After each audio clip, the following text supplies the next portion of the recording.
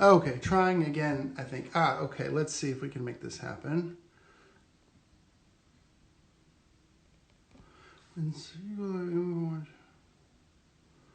Unable to join.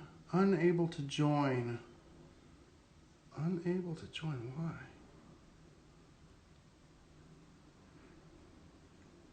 Maggie, would you have any idea why I'm not able to add Lapierre? I think we follow.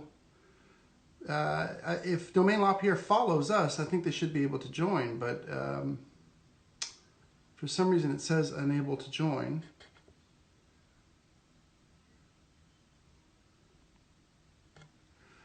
Camille, if you can try and click the little two-face icon at the bottom, would that make it? Yeah, I thought so. Thanks, Carrie. Maybe try to click the little two smiley face icon to join, because for some reason when I'm trying to add you, it's not working.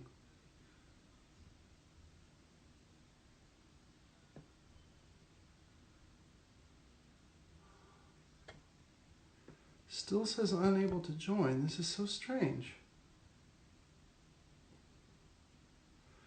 Give me 1 second, everyone. Thank you for your patience. Let's see if there's another way around this.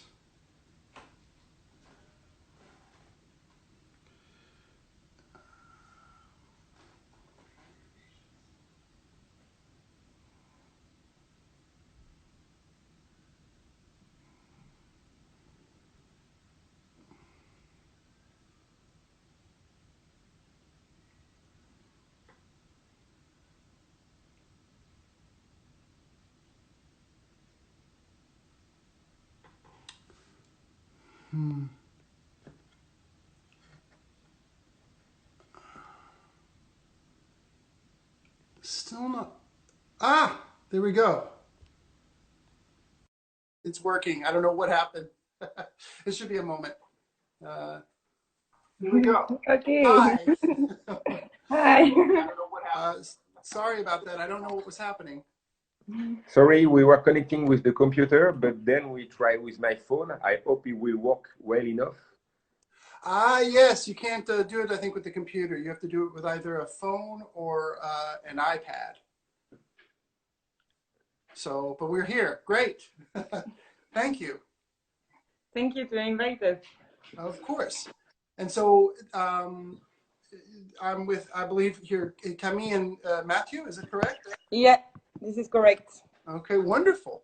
Well, just for the people who are watching, I'm JR, and for you, I'm JR, and with Flatiron Wines here in New York. And we are so happy to have the both of you here, winemakers at the, well, very well known here in New York, very well known all over the world, Morgona Estate, Domaine Lapierre. Great. We have the same to accompany you. Wow, very good, very good. And maybe we'll talk about this a little later, but I just tried for the first time the Cuvee Camille, which is fantastic. Oh, thank you. It was delicious. So I suppose, I think a lot of the people who are watching here know about Lapierre, at least a little bit, because this is probably one of the best known domains that we have at the shop in Flatiron, especially for Beaujolais. But for people who may not know a lot, maybe you could explain a little bit about how you got started. You know, I know it's a family domain, but maybe you'd like to speak a little bit about that, the history of it. Yeah. Matheiu, you join me to explain? So thank you for all what you said before. What can we say? The winery start historically, quickly, by our grandfather, who was a farmer in an area close to Beaujolais, and he came by the beginning of the 19th century, sorry, 20th century, 1901, during the phylloxera crisis. You have to understand that during those time, all the cards of the holder of wine were redistributed because the value of the vines came to zero. So that's where the family starts to make wine in Beaujolais. Okay. I would say, as everybody, like everybody, at those time, it was a farmer wine made by a style that people call nature now. And about the work of my grandfather and my father, they finally follow the same way. About Marcel, which is more, how to say, who have more mediatic, who had more mediatic exposure than his father before. During the 70s, 80s, it was very, how to say, usual in Beaujolais to get into the new technique of production, using all what agronomists say you have to add into the vines. Then when the oenologists say you have what you have to add into the wine itself. And Marcel and a few friends of him finally choose only to work by the way that his father before and everybody was doing. But thanks to the knowledge of people like Jules Chauvet, maybe you heard about him, he was a négociant in Beaujolais and a scientist. And he gave to the generation of my father some tools to really understand what to fear into people call natural winemaking now. Right. And maybe for a moment I can interject here for people watching, just because they may not be familiar. Well, I'm not that familiar with Jules Chauvet, although I have that book. I think it's called Le Vin en Question. It's a little series of interviews that's pretty fascinating. But I think Chauvet was one of the big influences on I believe your father and some others in terms of returning to natural winemaking. Correct? Yes, they work a lot together. They made a lot of research about carbonic maceration using sulfur during the vinification and the élevage. But it was in the 1982, 83. When Marcel met Jules? Yeah. Yeah, Marcel met Jules only 7 years before he passed away. Wow. So he was late in Jules Chauvet live. And Jules Chauvet was at this time very, how to say, full of anger against winemakers of Beaujolais, because they were a traitor to the quality of wine he was fighting for. So, yeah, by the technique way, Jules Chauvet was the one who discovered how to fight the picure lactic disease without using sulfites. Right. Before him, and that's really interesting, nobody really studied that. Only Flanzy, which was an oenologist of the 1940, I think he have published some book, but that's quite old now. And before him, Pasteur. So the carbonic maceration on the particular disease of the carbonic maceration were not really known by the farmer. There was a lot of empirism. And Jules Chauvet with Paul Bréchot worked a lot to understand what was the reaction between the bacteria and the yeast, and why the picure lactic sometimes was happening. Because people were using sulfites, it was efficient, but they didn't know why. Right. So Jules Chauvet discovered that. There was that famous the Emile Peynaud, it's kind of school of sound winemaking. I'd read some books. I think he was is it Emile Peynaud?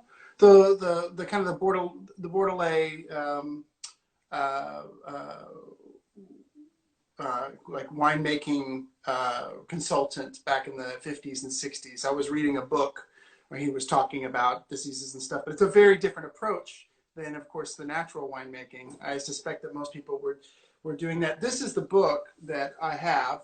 It's a little dirty at the top, but from Cuvee, and I was pretty surprised at how.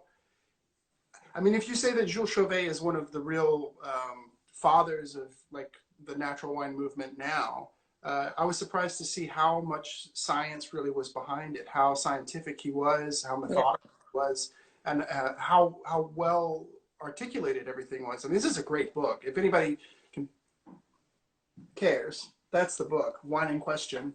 And it has English and French, thank God, because I can't read the French. But it's wonderful. So, okay, so your father met Cuvee in 1982, 83. And this obviously led him to pursue a more natural wine path with Foillard and, you know, other winemakers, so I understand. But the carbonic maceration, was that semi-carbo, was that something that you were, Marcel was doing before Cuvee, or did that happen?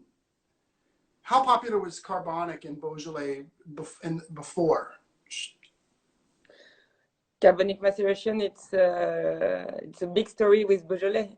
People was making carbonic maceration in Beaujolais since they can use carbonic gas to put at the beginning. But you have natural carbonic gas in the fermentation. So carbonic maceration, it's to put full grapes with temp in a tank, and with in the bottom, of course, you have a little bit of juice who is in contact with the skin.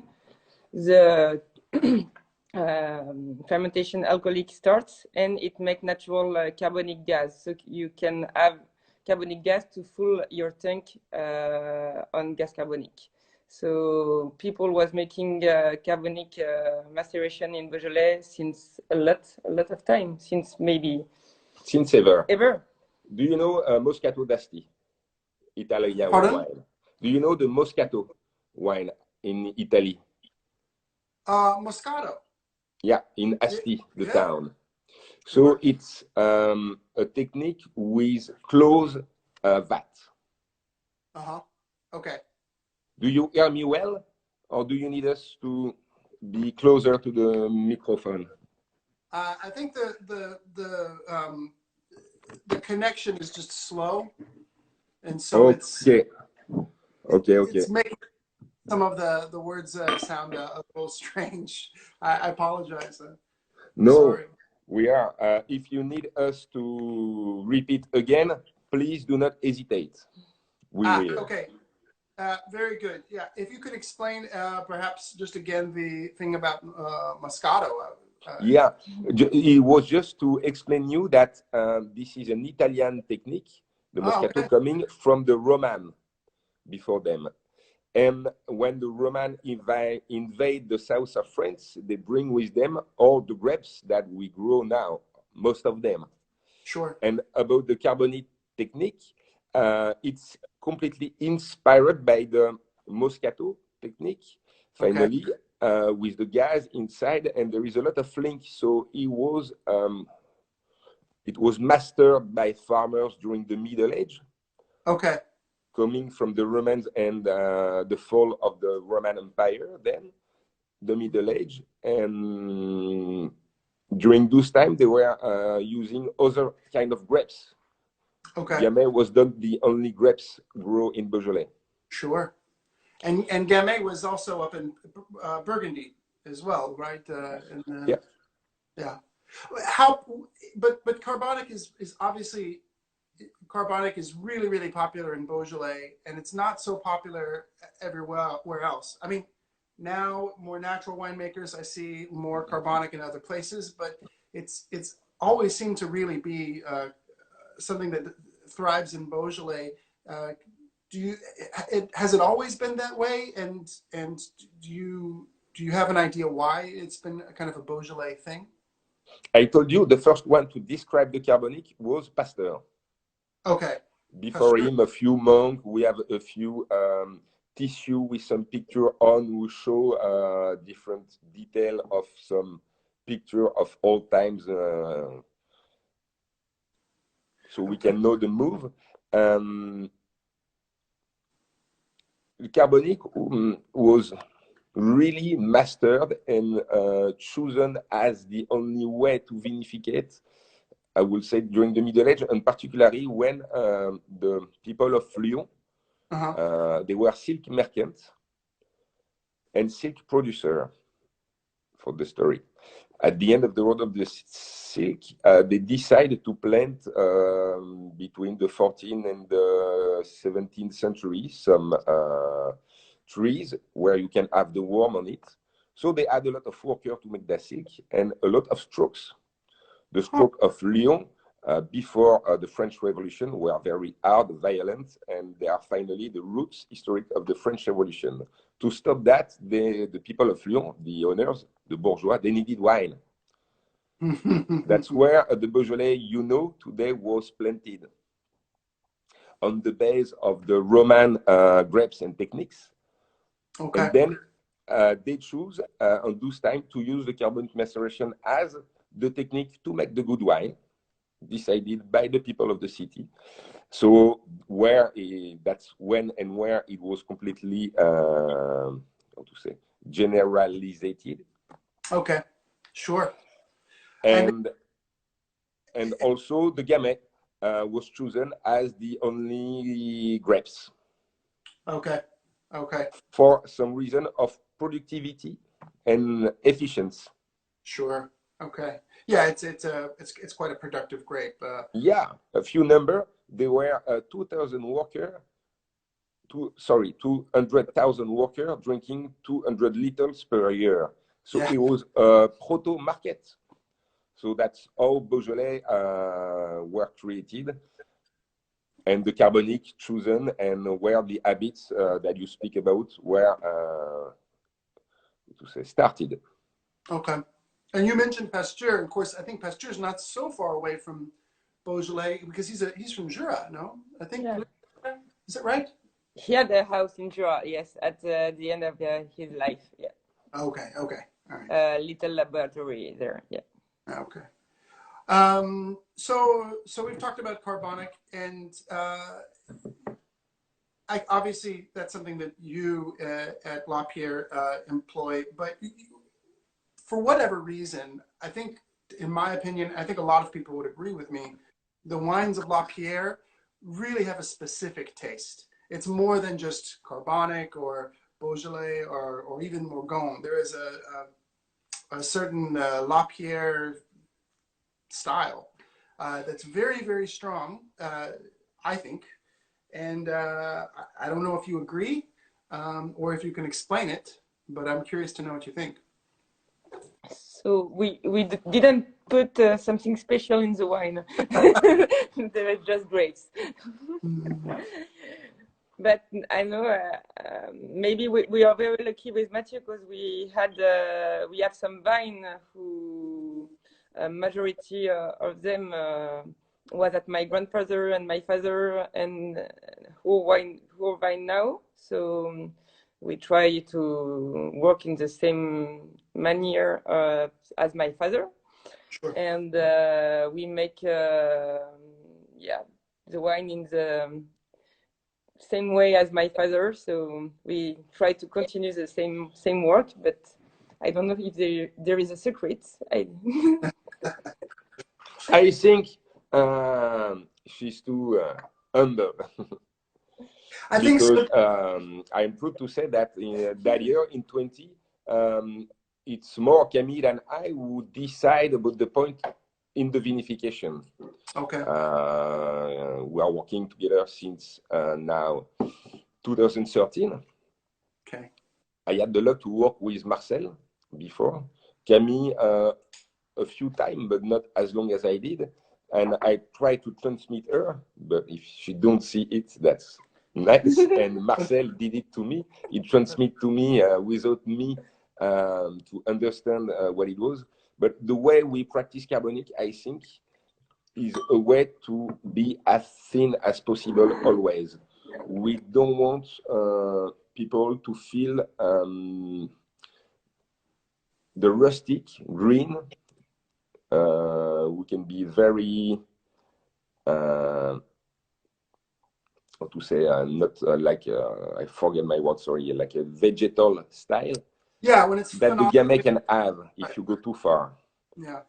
So the carbonic, to speak about till a few seconds, it's the opposite exact way to do than the Burgundy maceration. Right. For the Pinot, you need to extract, you need to crush, you need some, yeah, physical strength to get on it, to like some winemakers say with a nice word, to write something on a white paper. Gamay is not like that at all. Camille, when she vinificates, she can speak about that after for the Cuvee Camille. She's really, I think, more delicate than I am, and I am more delicate than Marcel was. And generation after generation, if something is about the story, the winery, we try to do some carbonic with the extraction as long as needed, but never to force the aromas to get out. We try to keep them under 24, 25 degrees. Okay. After the enzymes who are slowly extracted the aromas, I don't know if you saw the few pictures we have on Instagram, but there is some berries with 3 different colors. Oh, I did not. People can check it on the picture available on Instagram. You can find a berry on the first day, which is white. Berry peeled after 21 days of maceration, which is completely red and looking more decomposed, and a flat berry after the press. Just to show people that we do not manipulate the grapes. The berry do not ferment during the maceration. We try to make some really long, full carbonic with no move, no remontage, no pigeage, no foulage. Okay. Sometimes, I mean, if we can have a bacteria or a problem, or the grapes had a disease because of some ale before the harvest or something like that, we can make some move, but only in those cases. But we try to be as invisible as possible, in fact, if there is a style. Okay. And I think that Camille, the way she vinificates, she really believes in that, and she's really mastering that way. It seems like it requires a lot of confidence and faith or trust that you know, that you don't have to get so involved, that if you just trust what's given to you. That seems daunting to me, a little intimidating, I think. So talk to me about Cuvee Camille, because I know that it's been around for a few years, but I just got around to tasting it, and it was really beautiful. And to me, it had that exotic spice box thing that comes from Côte d'Ivoire, for sure. Yeah. But it also tasted very much like Lapierre. So it was exactly what I was hoping it would be. But I think what I read was that it's a parcel inside of Côte d'Ivoire. Yeah, it's one parcel on the Côte d'Ivoire. The way who see Côte de Bruy. So it's normally Côte d'Ivoire. It's a very, very old volcano. So you can find decomposition of granite, of course, and some schist. But there is this part of Côte d'Ivoire, or it's 100% of granitic rock. Oh, okay. And it's very close to the feet. It's 70 centimeters close to the feet, the granitic rock. So it's why this cuvee, it's more one parcel and not a mix of a few parcels. Okay. And the story is when I came back in 2013 to join my brother at the winery, he asked me to, it was the beginning of the harvest, grapes was in the tank, and he asked me to choose one tank. Every tank it's one parcel, mostly. So I chose the number 5, and he told me, okay, it's La Roche d'Ipi, this parcel. And he asked me to vinificate it to see if we are in the same site to make wine, or if we anything, if I'm able to make wine. And for the little story, Camille was my grandfather, so it's why we call this cuvée Camille, because it's for my grandfather, and when I came back at the winery. Oh wow! Okay, well that explains to me. You see, she didn't choose the worst one. No, not at all. It's incredible. Yeah, it really had a very particular personality. I mean, it really was exotic, very complex aromas. And of course, I know Gevernier, which is another subparcel of Côte de Pie, which I think has a lot more clay. So yeah, Gevernier, it's the complete opposite at La Roche du Py. Right. It's not in the same area. So this is interesting to me because I didn't know that Côte de Pie had, like, you know, two very different terroirs inside of it. You know. Yeah, this terroir of granitic rock, it's very small. It's a very small particular terroir on the Côte de Py. Okay. Very cool. It's facing west and the Cru Régnier. Most of the plots of Côte du Py and Morgon are looking to the east. Right. And this is not the only, but only a few places have a slope which is on the complete west, which is pretty unusual for Villiers-Morgon. Okay. Yeah, I went to Côte de Py. I think it was with I think with Devine and some people, and he showed me around the slope. So it's not that big of a hill, but it's interesting to think of a place relatively small with such a distinctly different terroir. But I also wanted to ask you about another wine that we get a little bit of, because we don't get a lot of Camille, you know, just a little bit, and because it's a small production. Also, we get a little bit sometimes of the sans soufre. Of Camille sans soufre? No, just no. Yeah, Morgon like that without sulfur. Yeah. Is the Camille sans soufre? It was the first time is 19. Because I forget to put at the beginning of the bottling, to be honest. Oh yeah. So there is a small part without sulfite, and it's good. So maybe I will do it again.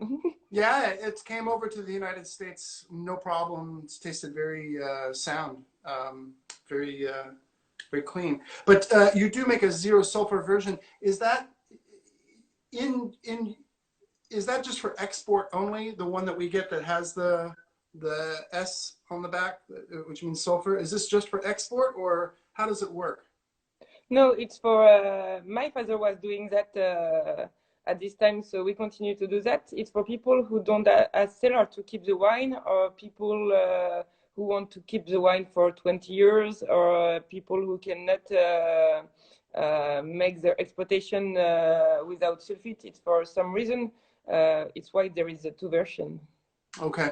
We let people choose, but we insist on the fact that the wine without sulfite must be kept under 14 degrees. Sure. Why?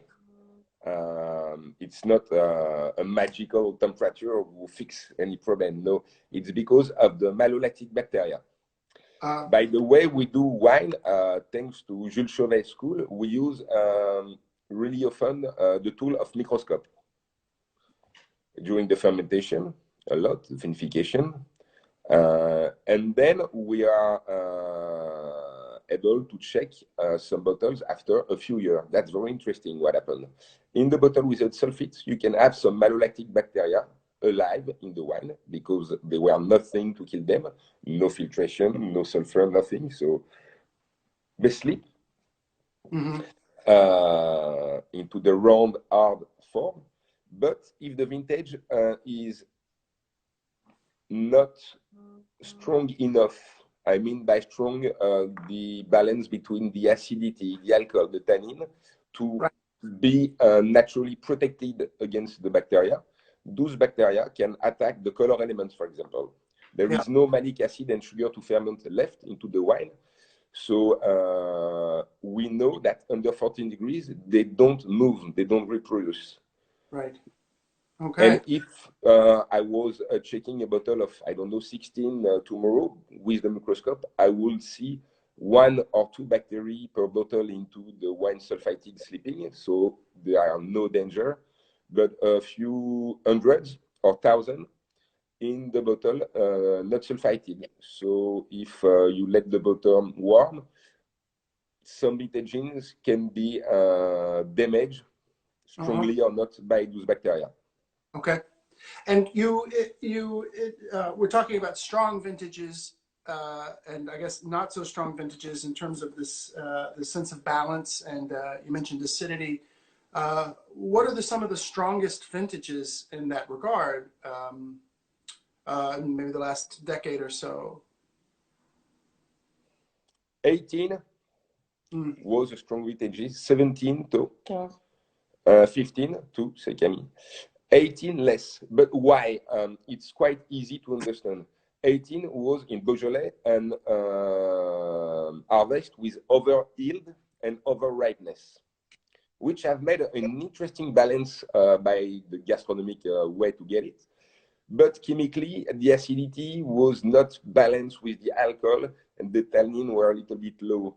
So that triangle was not that strong. So I think that the 18 can be good 5 to 8 years, but it will not be the vintage I will keep longer. 17 and 19, for example, for the last 3 years. I trust them more. With Camille, we are doing some tests you don't imagine with the wine. For example, with the new vintage, we are putting some in the microwave, sorry, I would say, to see what's left. And sometimes you can try to destroy the wine. I put some into my car. How do you say the door at the back when you put? Yeah, the trunk. Stuff in it. Yeah, when it's really the sun is hitting strong on the spring, to check if the wine will be naturally strong or not. With Camille, we try to forget some bottle open a long time to check after the quality of the wine naturally against the oxidation, just to understand more the vintage that we will have to sell and to bottle, to advise people which way, sulfited or not, will be the easier way for them to manage. Okay, interesting. Wow. Well, that's super cool. So I think it seems to me that you are sticking pretty much to the same as how your father made it, but you are still looking for more answers and still kind of innovating. Is there anything else that you maybe have changed in the the last 10 years or so? We don't change who manure to make wine. I think it's the weather who change. Yeah. And we don't have at all the same vintage. For example, this year's we start the harvest the 20 August. Never happened in the story of the winery. Never. Yeah. And I didn't trust it when I saw the flower in spring, and I say, no, it's not. We are not able to harvest in August. And finally, we are, and we have to. So it's not a problem for to harvest the 20 August. This is a problem to harvest and make vinification when it's 30, 35 degrees outside. Yeah. To control the temperature, to work well like you want to work, and to refrigerate your grapes before to put it in the tank. And this is a new way to work, and I hope it's not every year like that, but if it is, we have to do with that. Right. Okay. Yes. I was talking to Michel and David from Domaine Marcel. We did an Instagram like this, and they were talking about global warming and how it is made it it's good for Charub because of the elevation. But it seems like it obviously is going to be challenging in some parts of Morgon and a lot of places. When did you harvest? And do you know when you harvested in 2003? What the day of the harvest was? It was like 30 August. 29, 30 August. In 2003, to be true, it was in August, but at the end of the month. Yeah. I was working in another winery at this time, on the in the south of France. I think Marcel have started at 25, 26, but I know, I'm sure that he was regretting to start too late, by his opinion. Okay. Okay. Yeah, I mean, 10 days ahead of 2003, that really is a big difference, you know. That's quite early. But how do you feel about 2020? I mean, I think talking to Domaine Chapelle, they felt good about 2020. They seemed excited about the vintage. Yeah, yeah, me too. I'm very excited about this. But I'm happy with Matheiu. We decided to harvest very early because, for example, we were speaking about Jules Cuvee. There is Sentence. a sentence he was saying. He said, "If you want to make good wine, you will harvest the last year." It's not true today, not at all. Well, this leads me to another question. Someone had me ask here about Beaujolais Nouveau.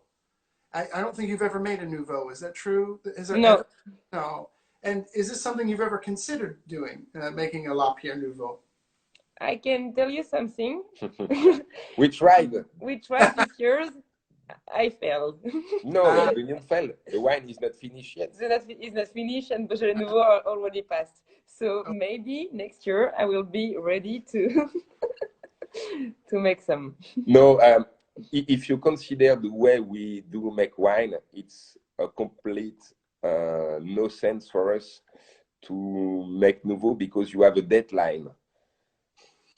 And we do not work that way. So there is some vintage, like this year, I've got some friends doing some Nouveau. It's really hard if you make it on the natural way because you have so many chances that the wine will not be finished. A famous story about Jules Cuvee, he was making some Nouveau, and it happened a few vintage that the wine were not ready the third Tuesday of November. Okay. But he was not impressed about that, and he was telling to his customers he would be ready later. Be patient. But you can't now. That's what is hard with the Nouveau. So sometimes it can work, and sometimes not. And to be true, the raisin gaulois that we are doing with Camille, it's quite a Nouveau style with some grapes we have in Beaujolais, simple Beaujolais. But the wine is ready in January. After Christmas, it's always easier in winemaking. Sure. And can you talk about Raisin Gaulois for just a moment? It's quite a popular wine. Raisin Gaulois, so we make it with a young vine we have at the winery, and some grapes we buy to other winemakers. I love this story because I was complaining a lot when I came back in Beaujolais for people who still put glyphosate Roundup in the vine. And I love the sentence of my brother who say, we have not to complain, we have to maybe help them. We miss some grapes and challenge them to work in a other way. So we propose them to buy the grapes more expensive if they sell it to the cooperative, and but we tell them to work without this chemical product and on this way. So it's half grapes we buy it and half grapes we have it, and we make it in carbonic maceration. It's not going to barrique élevage, old barrique élevage. It just stay in tank, and when it's ready, we put it in bottle. So maybe it's why I'm not able to make Beaujolais Nouveau this year, because he teach me how to make Raisin Gaulois, but not how to make Beaujolais Nouveau. Interesting. Okay. Yeah, that's really cool. It kind of reminds me a little bit of what I hear, in California, where people will suggest to the farmers, if I will pay you more if you farm organically, or if you. Yeah. So that's a wonderful way to have an impact on your neighbors in the region. It's very cool. So, do you keep on with? I know, of course, you're friends with Domaine Chappelle. Are there other winemakers that you are close to in Beaujolais? Yeah. One I love a lot. It's Guy Breton, Petit Max. Sure. We are still close of Charlie Thévenet, who his father was working close to my father too. Of course, Foyard. David Chappelle Yeah, but and Michel Smith. yeah, and there is some new young people who start to make very, very good wine in Beaujolais, and I like a lot what they do. It's Domaine de la Bonne Tonne and Pauline Passot. Oh And, yes. You know, we had Passot. I spoke to her on the maybe about 2 weeks ago. oh, great. Yeah, Ah, yeah, great. It's a good news. yeah. She's a very bright personality. Yeah. A lot of moving and she's a little bit crazy, but I love her and I like a lot how she make wine. yeah, her wines are fantastic, and they we carry, I think, 4 cuvées at our shop, and they've really very popular immediately, very popular. Uh, it seems, well, I don't know how much to talk about it, but it seems like in Beaujolais we're having a lot of the exciting wines that are being made now. Either have a woman making the wine right now, or female winemakers in Beaujolais. I don't know why Beaujolais, but there's this trend. You know, we're huge fans of Anne-Sophie Dubois, Yeah. who's making phenomenal wines out in Fleury. So yeah, I don't know if it matters to you or if that's something that you've noticed, but it's something that I'm very happy about that, because when I started, it was just 8 years ago, but we was not a lot of young women to make wine here, and it was quite not difficult, but boring to have all these men with prejudice and Old macho. all macho. Yeah, was not very easy every day and not very funny every day. So now I'm very happy about that. A young woman was making wine here.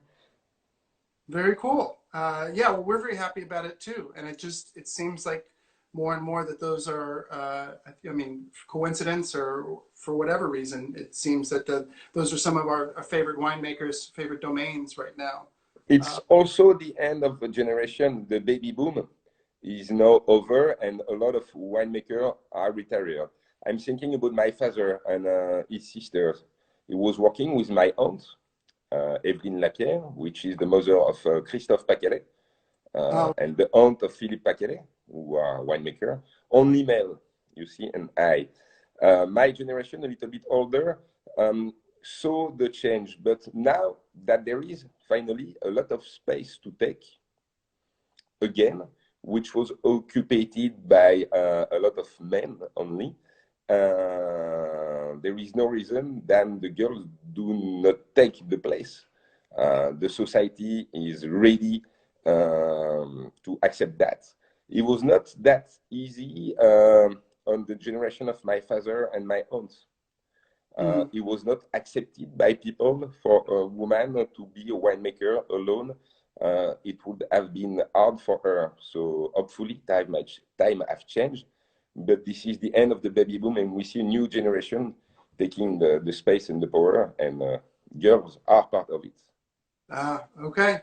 Yeah, well, it makes sense. It makes you appreciate someone who's been doing it for a little while, like Julie Balagny, right? She's been making wine for quite some time. Also a natural winemaker.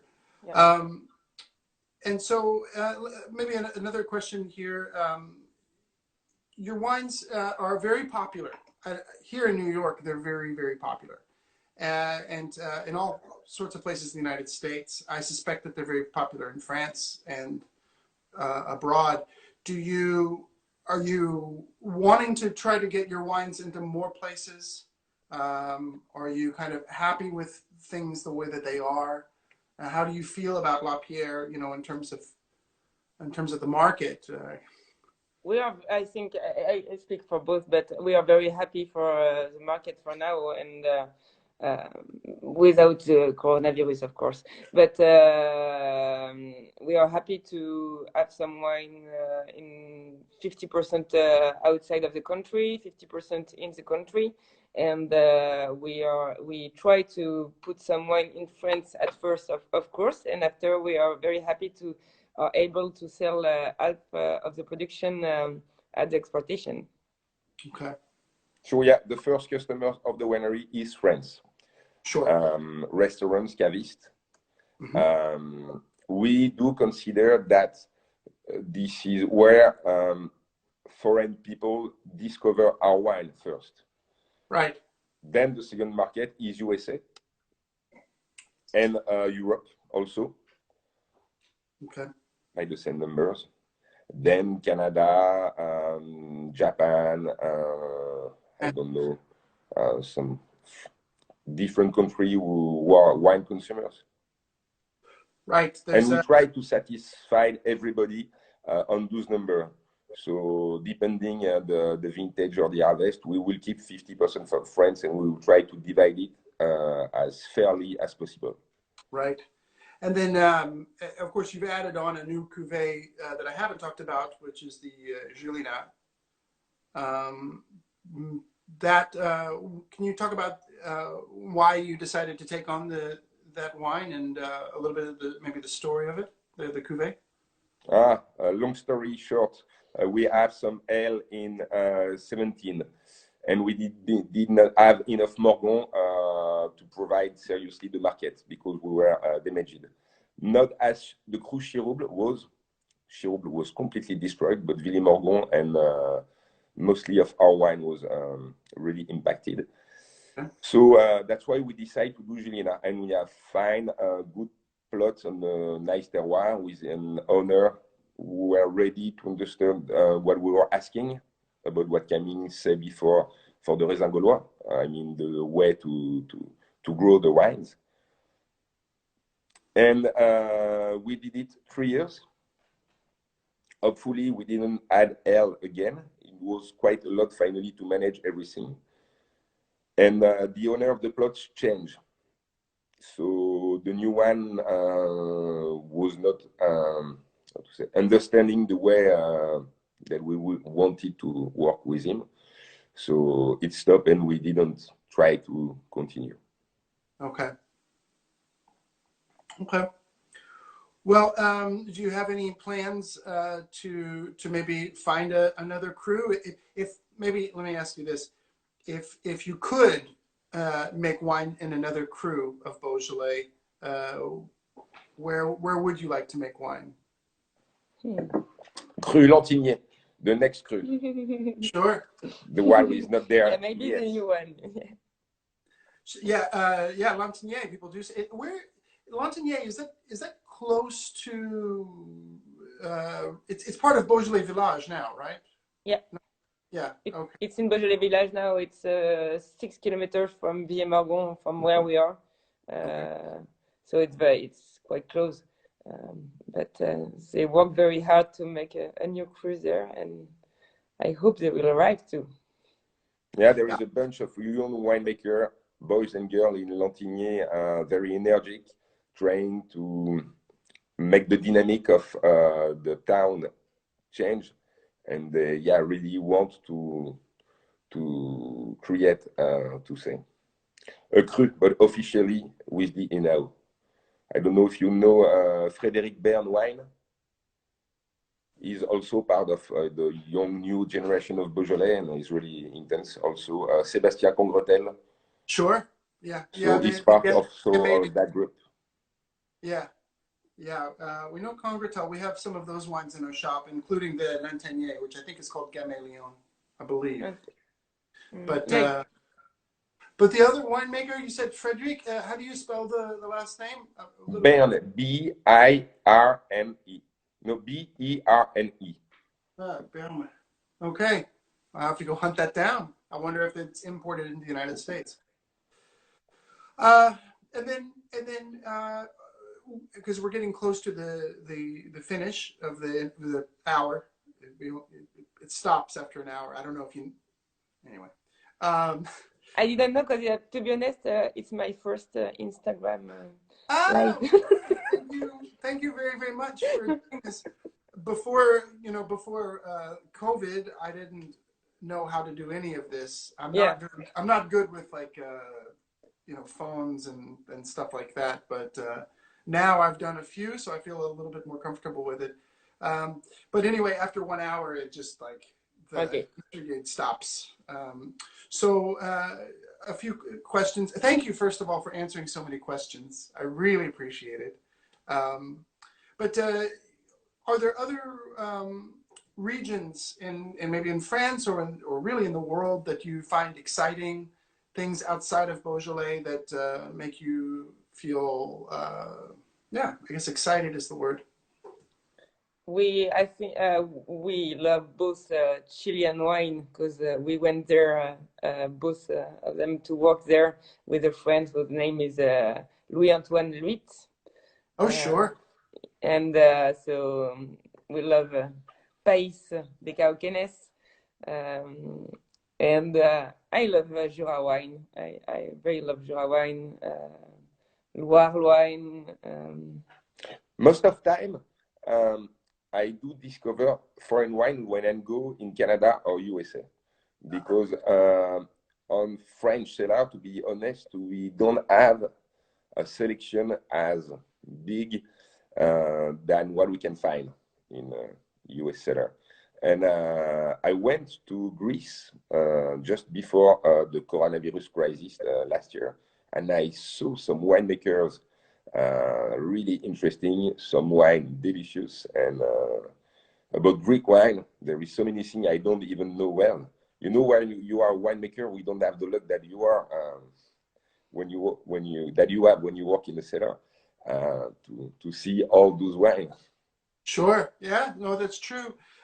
That's a region that for us in New York, or here in New York, has really expanded. The interest has expanded to Greek wines, because there are so many wonderful grape varieties and a lot of talented winemakers making real artisanal wine. Grapes that I wasn't aware of a few years ago, like Matheiu, is like that's really taken off. And of course, Assyrtiko and things like that. So Chile and Greece, that's I wouldn't have expected. That's perfect. No, that's wonderful. Well, I guess we're getting to it's going to cut off. So first, I would like just again to thank you so much because we have a lot of fans in our store, of people who work there, but also customers. So I'm sure they're very curious and excited to get to see this interview. But if there's anything else you'd like to add or anything that you'd like to say, say it, I guess. Thank you to invite us to do this interview, and I will be pleased to see you in Flatiron when the plane will fly again. Yes. Yeah. Of course. To discover some foreign wine that we maybe don't know yet. Okay, well, we definitely look forward to that, and we will be so pleased to have you here in New York. Yeah, I would love to. Perhaps in 2021. Yeah. Again, thank you for your time, and just to let people who are watching know, I've been speaking with Camille and Mattheiu Lapierre of Morgon's iconic Domaine Lapierre, and we do have these wines in stock. So we just did an email offer, I think last week, to our customers. So we have these things available if anyone is curious to come in and grab some. Thank you. Thank you. Cheers to you. Cheers. Thank you very much. Goodbye.